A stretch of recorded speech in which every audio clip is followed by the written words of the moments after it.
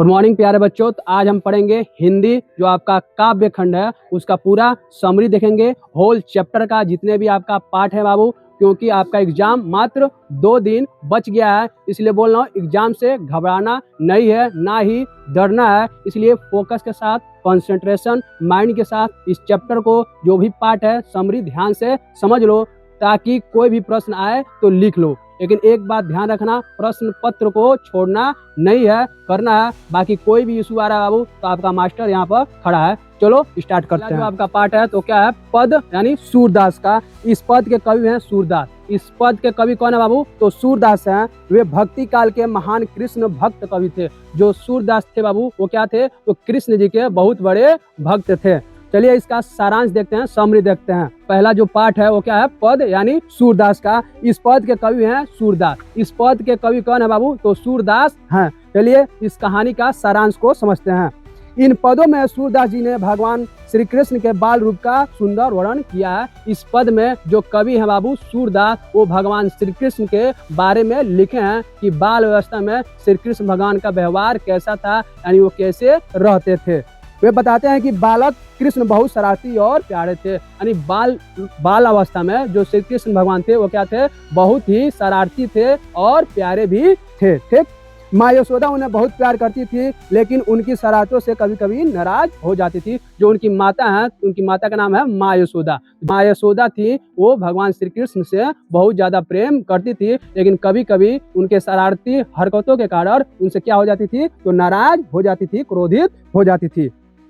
इन पदों में माँ बेटे का प्रेम और कृष्ण की बाल लीला दिखाई गई है। यानी इन पदों में किसका? माँ बेटे का प्रेम और कृष्ण लीला को क्या किया गया है? दिखाया गया है। यही था आपका चैप्टर का सारांश। चलिए इस पद से हमें क्या संदेश मिला है इसको देख लीजिए।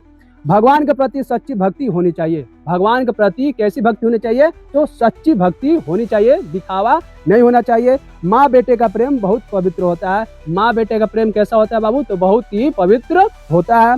भगवान का बाल रूप बहुत मधुर और आकर्षक होता है। भगवान का यानी कृष्ण भगवान का बाल रूप कैसा होता है? बहुत ही मधुर और बहुत ही आकर्षक होता है। आइए इसका कुछ मोस्ट इंपॉर्टेंट प्रश्न देखते हैं बाबू। पहला है, सूरदास किसके भक्त थे? पहला प्रश्न बाबू, सूरदास किसके भक्त थे? तो किसके भक्त थे? तो भगवान श्री कृष्ण के। क्लियर है। दूसरा प्रश्न है, पदों में कृष्ण का कौन सा रूप है? तो कौन सा रूप है? तो बाल रूप के बारे में बात किया गया, बाल रूप। ठीक, कृष्ण क्या चुराते थे? कृष्ण क्या चुराते थे बचपन में? तो माखन चुराते थे। क्लियर है। चलिए, पदों में कौन सा भाव है? पूछ रहा है पदों में कौन सा भाव है? तो वात्सल्य भाव, माँ का प्रेम। तो कौन सा भाव दिखाया गया? वात्सल्य भाव, यानी माँ का प्रेम को दर्शाया गया। यही था आपका चैप्टर, एंड हो गया। आइए अगला पार्ट पर चलते हैं। अगला पार्ट है आपका राम लक्ष्मण परशुराम संवाद। अगला पार्ट क्या है बाबू? राम लक्ष्मण परशुराम संवाद। इसके जो लेखक है उनका क्या नाम है? गोस्वामी तुलसीदास। आइए इसका भी सारांश को, समरी को समझते हैं। समरी जो है बाबू उसको ध्यान से, कंसंट्रेशन माइंड के साथ सुन लीजिए, क्योंकि समरी समझे रहेंगे तो प्रश्न कहीं से भी आए आप लिख देंगे। ठीक, चलिए स्टार्ट करते हैं।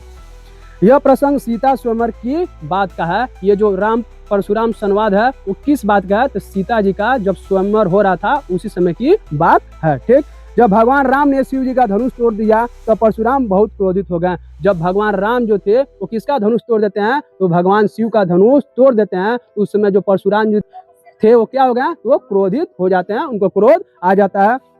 वे गुस्से में वहां पहुंचे और बोले, किसने मेरा प्रिय धनुष तोड़ा है? भगवान जो परशुराम जी थे वो क्या होते हैं? गुस्से में वहां पहुंचते हैं उस स्वयंवर में और पूछते हैं कि किसने मेरा प्रिय धनुष को क्या किया है?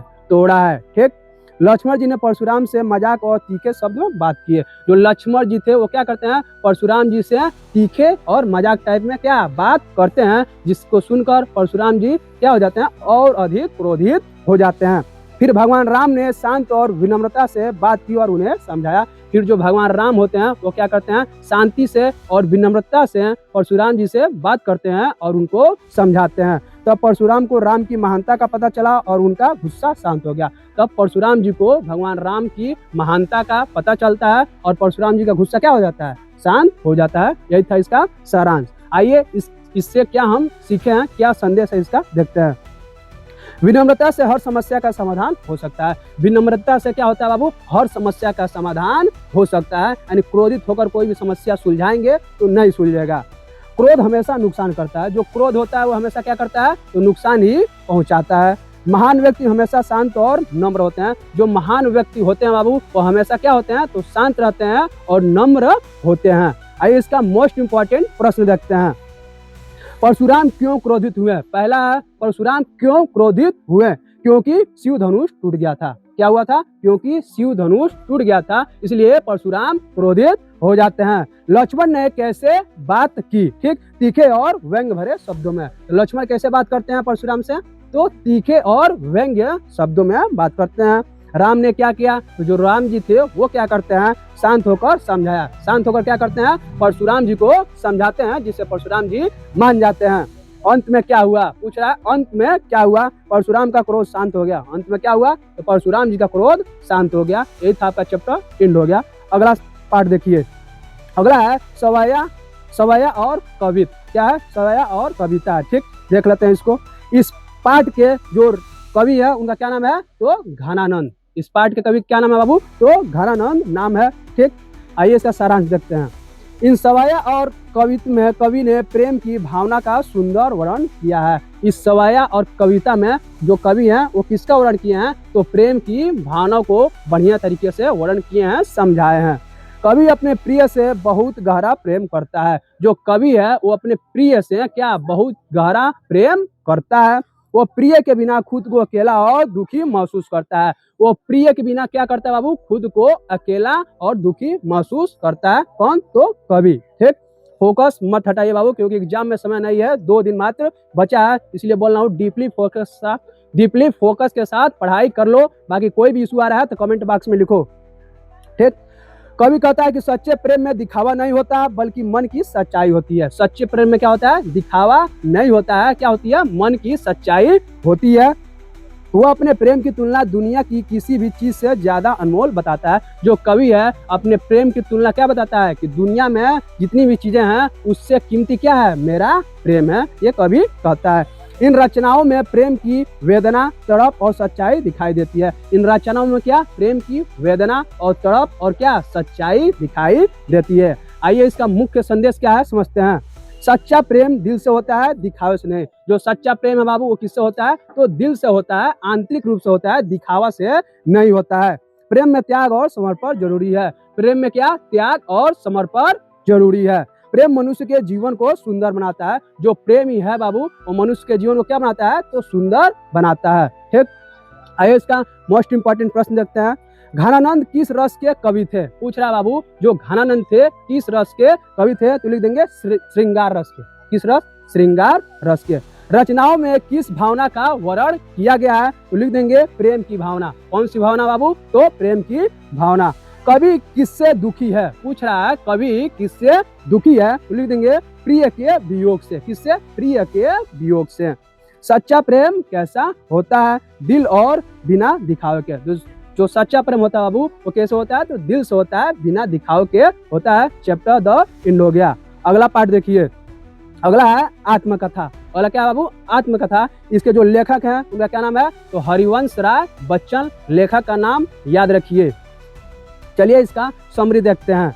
इस कविता में कवि कहते हैं कि हर व्यक्ति के जीवन में दुख, संघर्ष और कठिनाई होती है। इस कविता में जो कवि हैं वो क्या कहते हैं कि हर व्यक्ति के जीवन में दुख है, संघर्ष है और क्या है? कठिनाई है। जैसे आपका भी क्या है? संघर्ष है। संघर्ष क्या है? कि परीक्षा में बढ़िया नंबर, बढ़िया परसेंट लाना है। तो कैसे आएगा बाबू? मेहनत करने से आएगा, पढ़ाई करने से आएगा। आपने जितना समय बर्बाद किया उसको छोड़ दीजिए। अगर आप बढ़िया से रिवीजन कर लेते हैं तो आप क्या हो जाएंगे? गेम चेंजर साबित हो जाएंगे बाबू। यानी आप पूरी गेम को क्या कर देंगे? पलट देंगे। इसलिए पढ़ाई में अब लग जाइए। लेकिन लोग अपनी आत्मकथा, जीवन कहानी में अक्सर केवल अच्छी बात बताते हैं। लेकिन ये जो कवि है वो क्या कर रहा है कि जो लोग होते हैं केवल अपनी आत्मकथा में क्या बताते हैं? केवल अच्छी बात बताते हैं। जैसे आप लोग भी फेसबुक पर कहीं भी अपना फोटो पोस्ट करते हैं तो कैसा फोटो पोस्ट करते हैं? जो केवल अच्छी हो, यानी बढ़िया क्वालिटी जिसको आई होगी वही क्या करेंगे? पोस्ट करेंगे। खराब फोटो तो कोई पोस्ट नहीं करेगा। तो वही बता रहा कवि कि लोग केवल अपनी आत्मकथा में क्या बताते हैं? केवल अच्छी बातें बताते हैं और जो बुरी बात है उसको क्या करते हैं? छुपा लेते हैं। ठीक, कवि कहते हैं कि वे अपनी आत्मकथा में सच्चाई लिखेंगे, चाहे वह दुखी भरी क्यों ना हो। जो हरिवंश राय बच्चन जी हैं कवि, वो क्या कहते हैं, वो अपनी आत्मकथा में क्या सच्चाई लिखेंगे, भले ही वो क्या हो दुखी भरा हो, लेकिन उसको भी क्या करेंगे, वो लिखेंगे। ठीक, उनका जीवन भी कठिनाइयों, दर्द और संघर्ष से भरा रहा। हरिवंश राय बच्चन जी का जीवन भी कैसे, कठिनाइयों से, दर्द से और संघर्ष से क्या हुआ, भरा रहा। फिर भी उन्होंने हिम्मत नहीं छोड़ी और आगे बढ़ते रहे। फिर भी जो कवि हैं वो कभी अपनी हिम्मत को नहीं छोड़ते हैं और आगे बढ़ते रहते हैं बाबू। यही चैप्टर था। आइए इसका संदेश समझते हैं। जीवन में दुख और संघर्ष सामान्य है। क्या बाबू, जीवन में दुख और संघर्ष क्या है, सामान्य है। जीवन है तो दुख आएगा, संघर्ष करनी पड़ेगी। हमें सच्चाई से जीवन जीना चाहिए। हमें सच्चाई से जीवन जीना चाहिए। कठिनाइयों से घबराना नहीं चाहिए। किसी भी मुसीबत से क्या घबराना नहीं चाहिए, उसका सामना करना चाहिए। इसका मोस्ट इम्पोर्टेंट प्रश्न देखते हैं। कवि किस बारे में लिख रहे हैं, पूछ रहा है बाबू, कवि किस बारे में लिख रहे हैं, तो लिख देंगे आत्मकथा के बारे में। क्या लिखेंगे, आत्मकथा। आत्मकथा क्या होता है, अपने जीवन के बारे में। ठीक, लोग अपनी आत्मकथा में क्या लिखते हैं, तो अधिकतर अच्छी बातें। क्या लिखते हैं बाबू, अधिकतर अच्छी बातों को ही लिखते हैं। उनकी जो बुरी बात रहती है उसको क्या करते हैं, नहीं लिखते हैं। कवि क्या लिखना चाहते हैं, पूछ रहा है इसमें, जो कवि हैं वो क्या लिखना चाहते हैं, तो जीवन की सच्चाई। वो क्या लिखना चाहते हैं, तो जीवन की सच्चाई को लिखना चाहते हैं, चाहे वो अच्छी हो चाहे वो बुरी हो। ठीक, कविता हमें क्या सिखाती है, पूछ रहा हूँ, जो कविता है हमें क्या सिखाती है, संघर्ष से डरना नहीं चाहिए। हमें क्या सिखाती है कि संघर्ष से हमें डरना नहीं चाहिए, बल्कि उसका डट कर सामना करना चाहिए और आगे बढ़ते रहना चाहिए। यही था बाबू आपका चैप्टर एंड हो गया। आइए अगला पार्ट इसका देखते हैं। अगला पार्ट है उत्साह और अट नहीं रही। इसमें दो कविता हैं, क्या है, उत्साह और अट नहीं रही, लेकिन इसके जो लेखिका हैं वो एक ही है। क्या नाम है, महादेवी वर्मा। लेखिका क्या नाम है बाबू, तो महादेवी वर्मा। चलिए पहले देखेंगे उत्साह, इसका समरी समझते हैं। इस कविता में कवित्री ने बादलों के माध्यम से उत्साह और जोश का वर्णन किया है। इस कविता में यानी उत्साह कविता में जो कवित्री है महादेवी वर्मा, वो किसका वर्णन की है, तो बादलों के माध्यम से उत्साह और जोश का वर्णन की है, यानी उसके बारे में बताई है। बादल जोर जोर से गरजते हैं, ये सभी को पता है। जो बादल होते हैं वो क्या करते हैं, तो जोर जोर से गरजते हैं। वे धरती पर बारिश करके जीवन देते हैं। वो क्या करते हैं, तो धरती पर बारिश कर क्या करते हैं, जीवन देते हैं। बारिश नहीं आएगा तो क्या होगा, पेड़ पौधे सूख जाएंगे, फसल नहीं होगा, हम नहीं खाएंगे, पूरी इकोसिस्टम ही खत्म हो जाएगी। कवित्री कहती हैं हमें भी बादलों की तरह उत्साही, शक्तिशाली और साहसी बनना चाहिए। कवित्री क्या कहती हैं कि हमें भी बादलों की तरह क्या उत्साही और शक्तिशाली और साहसी बनना चाहिए। क्लियर है। चलिए इसका संदेश देखते हैं क्या बता रहा है। जीवन में हमेशा जोश होना चाहिए। जीवन में क्या, हमेशा जोश रहना चाहिए बाबू। जिस तरह आपका मास्टर जोश के साथ, उत्साह के साथ पढ़ा रहा है, यह आपका कर्तव्य बनता है कि आप भी जोश और उत्साह के साथ पढ़ाई करें, ताकि कोई भी दिक्कत आ रहा है तो अपने मास्टर से पूछ सकते हैं बाबू। कठिनाइयों से डरना नहीं चाहिए, और क्या, कठिनाइयों से डरना नहीं चाहिए, उनका सामना करना चाहिए। साहस से ही सफलता मिलती है।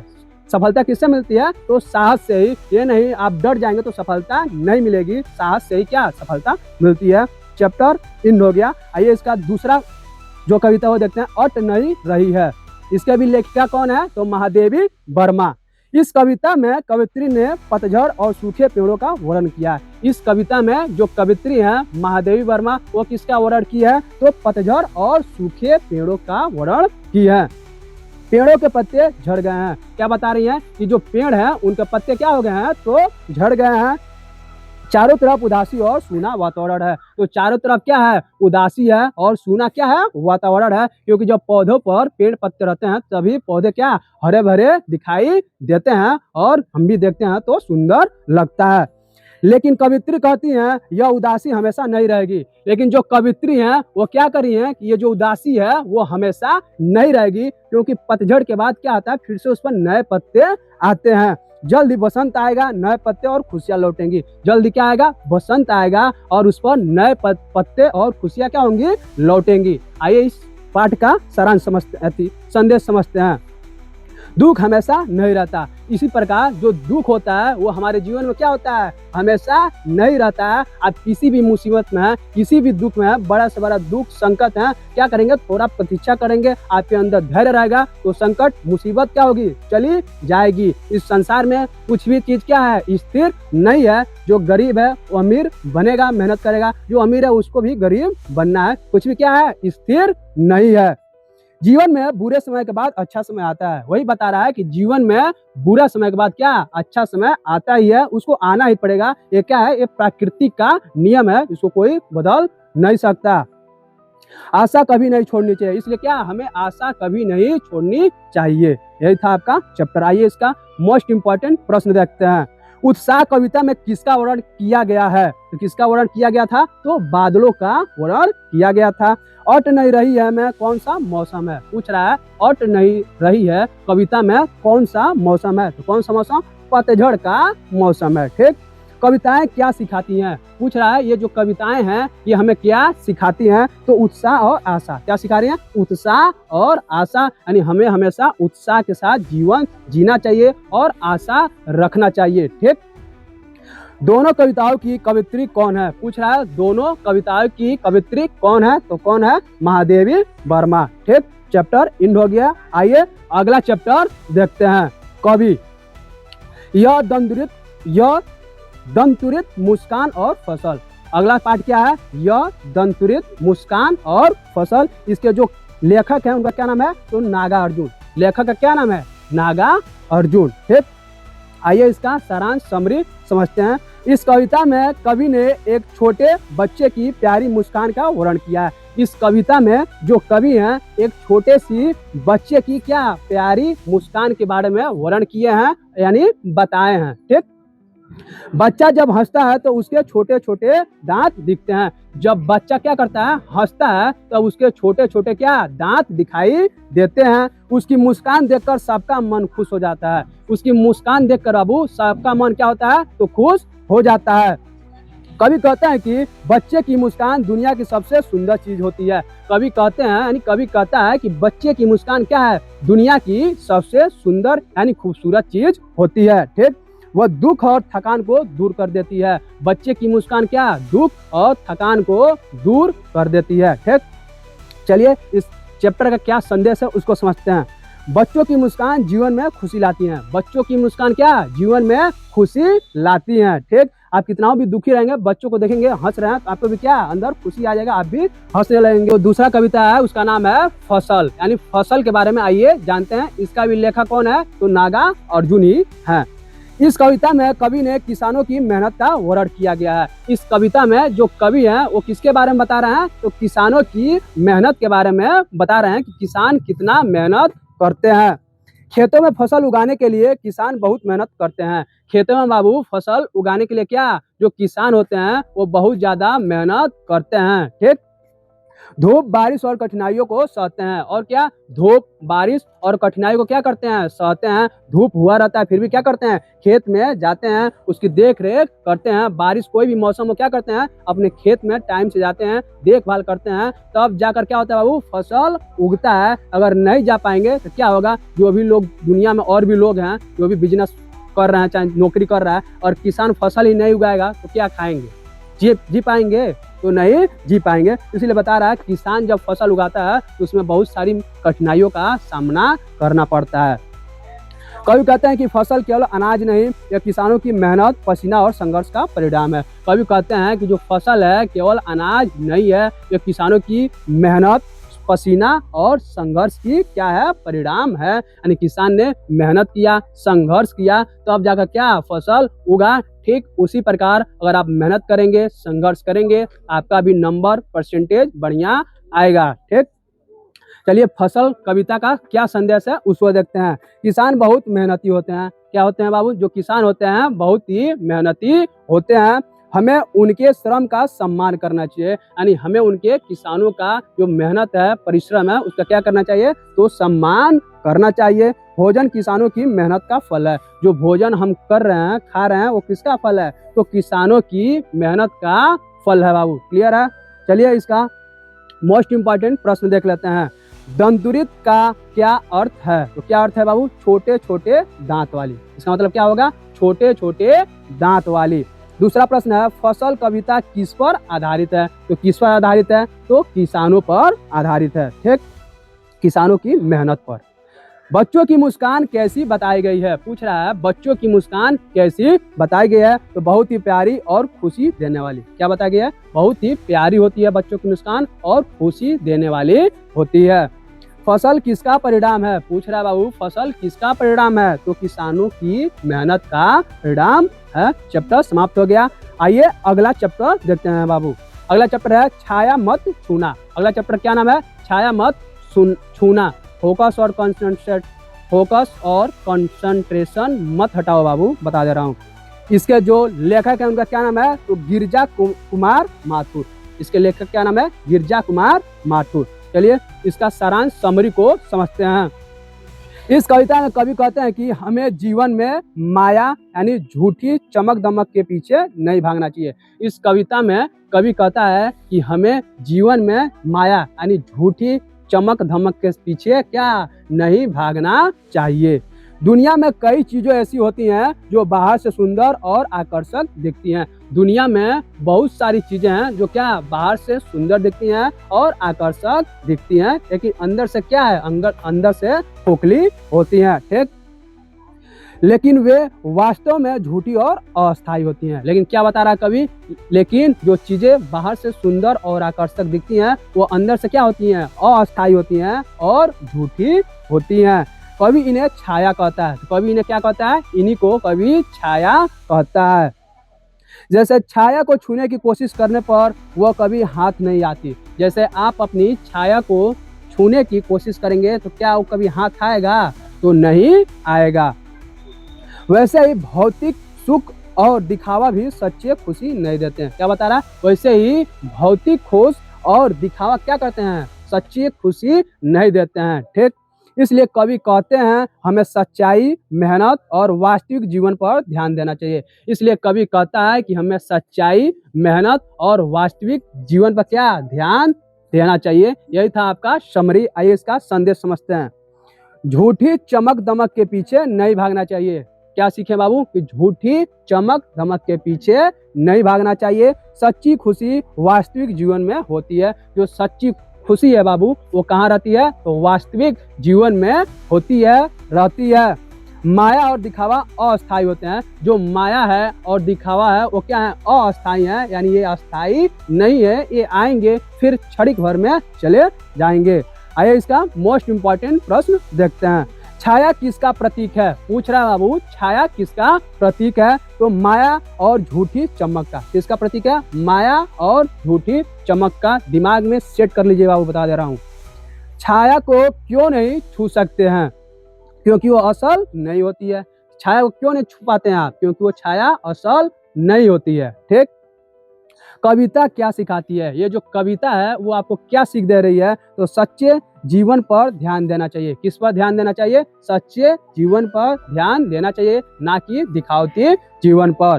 सच्ची खुशी कहाँ मिलती है? पूछ रहा है जो सच्ची खुशी होती है वो कहाँ मिलती है? तो वास्तविक जीवन और सच्चाई में मिलती है। चैप्टर एंड हो गया। आइए इसका अगला पार्ट देखते हैं। क्या नाम है? तो कन्यादान। क्या नाम है? कन्यादान। इसके जो कवि हैं उनका नाम है ऋतुराज। लेखक का क्या नाम है बाबू? तो ऋतुराज।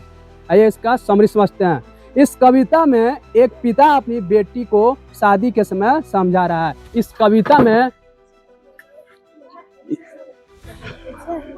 कविता में एक जो पिता है वो क्या कर रहा है? अपनी बेटी को समझा रहा है बाबू। तो क्या समझा रहा है? देखिए, वो कहता है तुम अब नए घर जा रही हो, इसलिए जीवन में धैर्य, समझदारी और प्यार से रहना। तो जो पिता है अपने बेटी को समझा रहा है कि तुम अब क्या नए घर जा रही हो, इसलिए वहां पर क्या करना? धैर्य से, समझदारी से और प्यार से क्या करना? रहना। पिता बेटी को समझाता है कि जीवन में हमेशा नम्र और सहनशील रहना चाहिए। जो पिता होता है बाबू वो अपनी बेटी को समझाता है कि जीवन में हमेशा नम्र और सहनशील रहना चाहिए। ठीक, पिता बेटी को समझाता है कि जीवन में हमेशा क्या? नम्र और सहनशील रहना चाहिए, लेकिन वह यह भी चाहता है कि बेटी कमजोर या डरपोक न बने। लेकिन जो लेखक है, लेकिन जो पिता है वो क्या, वो ये भी चाहता है कि जो हमारी बेटी हो वो क्या कमजोर और डरपोक न बने। क्लियर है? उसे अपने सम्मान और आत्मसम्मान की रक्षा करनी चाहिए। उसे क्या, उसे अपनी सम्मान और आत्मसम्मान की रक्षा करनी चाहिए। ये नहीं कि वहाँ पर उसकी जब शादी हो जाएगी, वहाँ पर जाएगी तो उसको कोई कुछ भी बोले तो क्या करे, अपना नम्र और सहनशील दर्शाए। उसको क्या, उसको जो भी उसके साथ अत्याचार हो उसका वो जवाब दे, यानी डरपोक न रहे। इस तरह कविता में पिता का प्यार, चिंता और जीवन की सीख दिखाई देती है। इस तरह कविता में जो पिता का प्यार है, चिंता है और जीवन की सीख क्या दिखाई दे रही है, यानी दर्शाया जा रहा है। आइए इसका मुख्य संदेश समझते हैं बाबू। बेटी को मजबूत और आत्मसम्मानी होना चाहिए। बेटी को कैसा होना चाहिए, तो मजबूत होना चाहिए और आत्मसम्मानी होना चाहिए। जीवन में धैर्य और समझदारी जरूरी है। जीवन में क्या बाबू, धैर्य और समझदारी क्या है, तो जरूरी है। माता पिता का प्रेम और चिंता बहुत गहरी होती है। माता पिता का प्रेम और चिंता क्या होती है, बहुत ही गहरी होती है। आइए इसका कुछ मोस्ट इम्पोर्टेंट प्रश्न देखते हैं बाबू। कविता में कौन किसे समझा रहा है, पिता अपनी बेटी को। तो कौन समझा रहा है, पिता अपनी बेटी को समझा रहा है। बेटी कहाँ जा रही है, तो बेटी शादी के बाद नए घर जा रही है। ठीक, पिता बेटी को क्या सिखाता है, तो क्या सिखा रहा है, धैर्य और आत्मसम्मान। कविता का मुख्य भाव क्या है, तो पिता का प्रेम और चिंता। कविता का मुख्य भाव क्या है बाबू, तो पिता का प्रेम और क्या है, चिंता है। यही था आपका चैप्टर एंड हो गया। आइए अगला चैप्टर देखते हैं, क्या है, संगतकार। इसके जो लेखक हैं उनका क्या नाम है, मंगलेश डबराल। क्या नाम है, मंगलेश डबराल। इसका समरी समझ लीजिए।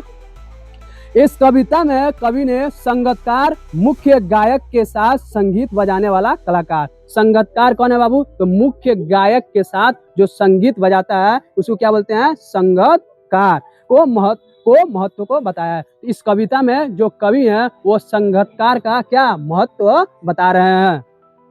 जब कोई गायक मंच पर गाता है तो उसके साथ कुछ लोग संगत सहयोग करते हैं। जब कलाकार जो होता है, कोई भी कलाकार मंच पर गाता है तो उसके साथ क्या कुछ लोग होते हैं ना, अकेले नहीं ना गाता है। उसी का महत्व कवि क्या कर रहा है, बता रहा है। जैसे तबला, हारमोनियम या अन्य वाद्य बजाने वाले। तो संगतकार में कौन कौन आ जाएगा, जैसे तबला बजाने वाला, हारमोनियम बजाने वाला और अन्य वाद्य यंत्र बजाने वाला।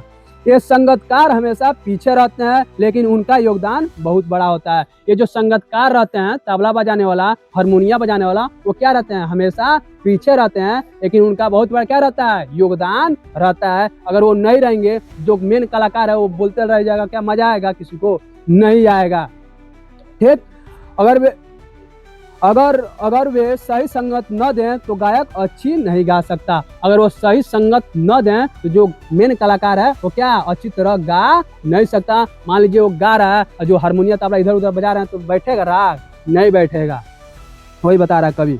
फिर भी उन्हें कभी ज्यादा प्रसिद्धि या सम्मान नहीं मिलता। फिर भी उन्हें क्या ज्यादा प्रसिद्धि या सम्मान नहीं मिलता है। मुख्य सम्मान किसको मिलता है, तो मेन कलाकार को, जो उसके सहयोगी रहते हैं, यानी जो संगतकार रहते हैं, उसको सम्मान क्या होता है, तो नहीं मिलता है। कवि कहते हैं जीवन में भी कई लोग ऐसे होते हैं जो चुपचाप दूसरों की सफलता में मदद करते हैं। कवि यही कहते हैं कि जीवन में क्या कुछ लोग क्या करते हैं, दूसरों की सफलता में चुपचाप मदद करते हैं।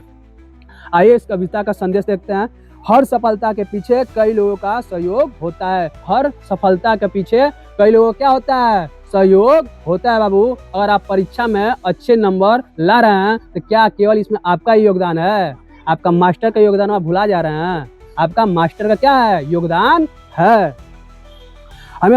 हमें दूसरों के योगदान का सम्मान करना चाहिए। हमें क्या, दूसरों के योगदान को क्या सम्मान करना चाहिए। ये नहीं कि आप परीक्षा में बढ़िया नंबर लाए हैं तो हमारे व्यवसाय है, हम अपने आप से पूरा ला लिए हैं। जो लोग पीछे रहकर मदद करते हैं वे भी बहुत महत्वपूर्ण होते हैं। इसलिए जो लोग पीछे रहकर क्या करते हैं, मदद करते हैं, वो भी क्या होते हैं, बहुत महत्वपूर्ण होते हैं। आइए इसका मोस्ट इम्पोर्टेंट प्रश्न देखते हैं। संगतकार कौन होता है, पूछ रहा है बाबू, संगतकार कौन होता है। गायक के साथ संगीत बजाने वाला। कौन होता है? गायक के साथ संगीत बजाने वाले को ही संगीतकार कहते हैं। प्रश्न इंपॉर्टेंट है, इसलिए इनको ध्यान से सुन लो। संगीतकार कहाँ रहता है? तो कहाँ रहता है बाबू? पीछे रहता है। कहाँ रहता है? कलाकार के पीछे रहता है। संगीतकार क्यों महत्वपूर्ण है? पूछ रहा है संगीतकार बाबू काय खातिर महत्वपूर्ण बा? समझ लो, वो गायक की सफलता में मदद करता है। तो क्यों महत्वपूर्ण है? क्योंकि वो गायक की सफलता में क्या मदद करता है। कविता क्या सिखाती है? पूछ रहा है कविता हमें क्या सिखा रही है? सहयोग का महत्व। किसका महत्व? सहयोग का महत्व दर्शा रही है। चैप्टर द एंड हो गया, यानी जो आपका काव्य खंड है बाबू पूरा समापन हो गया। बाकी किसी को कोई भी समस्या है तो कमेंट बॉक्स में बताइए, आपका मास्टर आपके लिए खड़ा है बाबू। लेकिन एग्जाम को लेकर कोई भी स्ट्रेस नहीं लेना है, क्योंकि एग्जाम आते रहते हैं जाते रहते हैं। ये आपका जीवन का पहला बोर्ड परीक्षा है, यानी जो आप 18 तारीख को देंगे। इसलिए शांति दिमाग के साथ उसके लिए तैयार रहिए। ज़्यादा स्ट्रेस नहीं लेना बाबू, इजीली हो जाएगा। बाकी कोई भी इशू आ रहा है किसी भी विषय से तो पूछ लो बाबू। ऑलरेडी आपका जो पद खंड है उसको भी कंप्लीट हो गया है, और इसको ध्यान से देख लो। मिलते हैं बाबू आपसे, तब तक पढ़ाई में लगे रहो। जय हिंद, धन्यवाद।